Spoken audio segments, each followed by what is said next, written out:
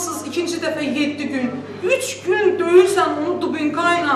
10 nəfər deyir, ana, telefondan, kürdaxandan açılır. Bunu hamı bilir, iddiası mən bir valideyn kimi narazılığımı bildirirəm. Danışan hazırda həbsdə olan Pedaqoji Universitetinin tələbəsi Elvin Abdullahzadənin anası Zülfiyə xanımdır. O, oğlunun bir həftədir ki, cəza kamerasında saxlandığını və döyüldüyünü deyir. Ermənilərin eləmədiyi şeyi bunlar mənə eləyirlər. Necə eləyə bilərsin? Bu qədər qəddarlıq nəyin nəsi? Biri mənə qalsın desin ki, bu uşaq bu şeyi eləyib. Bir nəfər desin. Elvin Abdullahzadə bu il yanvarın 8-də imtahandan çıxarkən saxlanıb. Ondan 3 qramdan çox heroin tapıldığı iddia olunur və barəsində 4 aylıq həbs qəti imkan tədbiri seçilib. Abdullahzadəyə küllü miqdarda narkotik maddə saxlama ittihamı irəli sürülüb. O, ittihamı qəbul etmir və həbsini siyasi sifariş sayır. Ancaq Elvin Abdullahzadə narkotik maddə saxlamaqda ittiham olunan ilk və son gənc fəal deyil. Narkotik maddə saxlama ittihamı ilə onlarla siyasi fəal Dəmir Barmaqlıqlar arxasına atılıb. Elə bu günlərdə Musavat Başqanının müavini Fərəz Şərimli, daha sonra AXC Mətbuat Xidmətinin rəhbəri Natiq Ədilovun qardaşı Murad Ədilov bu ittihamla həbsə məhkum edilib və narkotik maddə saxlama bir çox beynəlxalq hüquq müdafiə təşkilatlarının siyasi məhbus adlandırdığı fəallara qarşı istifadə olunan ittihamlardan yalnız biridir. Bu formu keçirməkdə siyasi məhbus məsələsini bir daha gündəliyə gətirmək, onların azadlığa qovuşmasına yardım etmək, onlara dəstək vermək və Milli Şura olaraq onların yanında olduğunu göstərməkdən ibarətdir. Milli Şura mayın 18-də siyasi məhbuslarla bağlı dinləmə keçirib.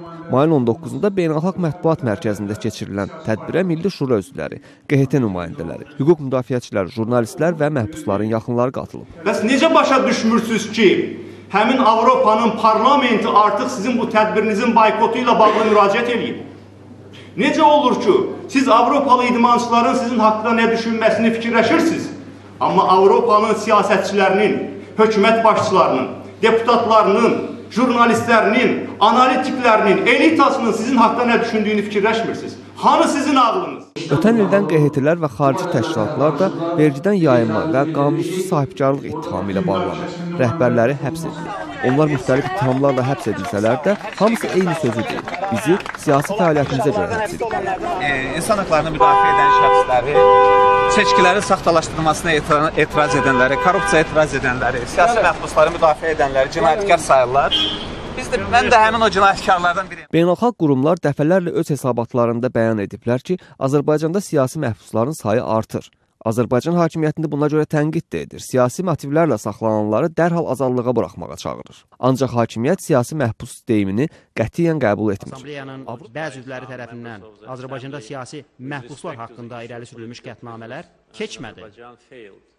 Assambleyanın əksər hissəsi bu qətnamələrə dəstək vermədi. Bu deməkdir ki, mənim ötən il burada Avropa Komissiyasında söylədiklərim Avropanın və dünyanın ən mühüm təsisatlarının biri sayılan təşkilat tərəfindən təsdiqləndi.